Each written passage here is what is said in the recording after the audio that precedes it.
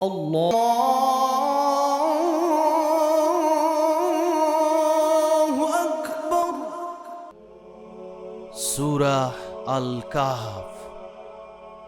আমি বিতাড়িত শয়তান থেকে আল্লাহর কাছে সাহায্য প্রার্থনা করছি। শুরু করছি মহান আল্লাহর নামে, যিনি পরম করুণাময় ও অসীম দয়ালু। সকল প্রশংসা আল্লাহর, যিনি তার বান্দার প্রতি এ কিতাব নাজিল করেছেন এবং এতে কোনো বক্রতা রাখেননি। তিনি একে সোজা করেছেন যাতে তিনি কঠোর শাস্তির সতর্কতা দেন এবং সৎকর্মপরায়ণ মুমিনদের সুসংবাদ দেন যে তাদের জন্য রয়েছে উত্তম প্রতিদান। তারা সেখানে চিরকাল অবস্থান করবে। আর তিনি সতর্ক করেন তাদের যারা বলে আল্লাহ সন্তান গ্রহণ করেছেন। এ বিষয়ে তাদের কোনো জ্ঞান নেই এবং তাদের পূর্বপুরুষদেরও ছিল না। কত বড় কথা তারা মুখ দিয়ে উচ্চারণ করে, তারা মিথ্যা ছাড়া কিছুই বলে না। তারা যদি এই বাণীতে বিশ্বাস না করে, তবে কি তুমি দুঃখে তোমার প্রাণ ধ্বংস করে ফেলবে? নিশ্চয়ই আমি পৃথিবীর উপর যা কিছু আছে তা পৃথিবীর জন্য শোভা করেছি, যাতে আমি পরীক্ষা করি কে কর্মে উত্তম। আর নিশ্চয়ই আমি এর সবকিছু ধ্বংস করে সমতল ময়দান করে দেব। তুমি কি মনে করো গুহাবাসী ও রাকিমের লোকেরা আমার নিদর্শন সমূহের মধ্যে অন্যতম ছিল?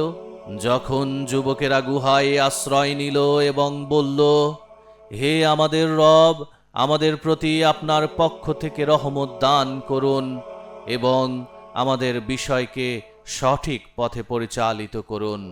অতঃপর আমি বহু বছর ধরে গুহার মধ্যে তাদের কানে নিদ্রার পর্দা ফেলে দিলাম।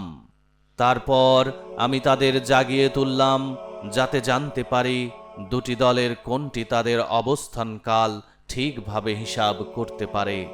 আমরা তোমাকে তাদের সত্য কাহিনী বর্ণনা করছি। তারা ছিল এমন যুবক যারা তাদের রবের প্রতি ঈমান এনেছিল এবং আমরা তাদের সৎপথে চলার শক্তি বৃদ্ধি করেছিলাম। আমি তাদের হৃদয় দৃঢ় করেছিলাম যখন তারা দাঁড়িয়ে বলেছিল, আমাদের রব আকাশমণ্ডলীয় পৃথিবীর রব, আমরা তাকে ছাড়া অন্য কাউকে উপাস্য মানব না। এরা আমাদের জাতি যারা আল্লাহ ছাড়া অন্য উপাস্য গ্রহণ করেছে। তারা কেন এ বিষয়ে সুস্পষ্ট প্রমাণ নিয়ে আসে না? আল্লাহর উপর মিথ্যা আরোপকারীর চেয়ে বড় জালিম আর কে?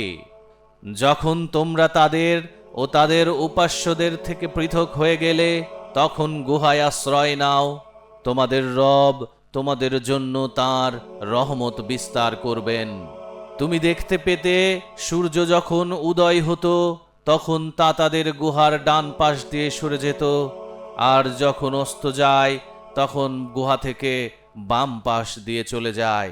তুমি তাদের জাগ্রত মনে করতে, অথচ তারা ছিল নিদ্রিত। আমি তাদের ডান ও বাম দিকে ফিরিয়ে দিতাম। তাদের কুকুর সামনের পা গুহার মুখে প্রসারিত করেছিল। এরপর আমি তাদের জাগিয়ে তুললাম যাতে তারা পরস্পর জিজ্ঞাসা করে।